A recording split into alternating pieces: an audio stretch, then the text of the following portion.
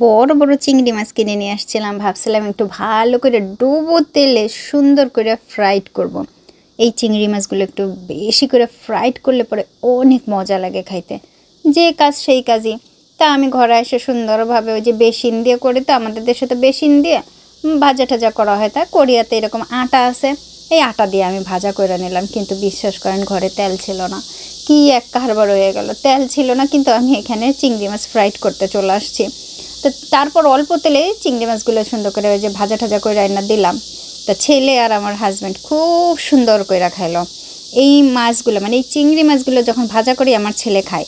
কিন্তু আমার ছেলে মাছ ভাজা করা, মাছ তরকারি রান্না বা কোনো ধরনের মাছ এইভাবে খায় না।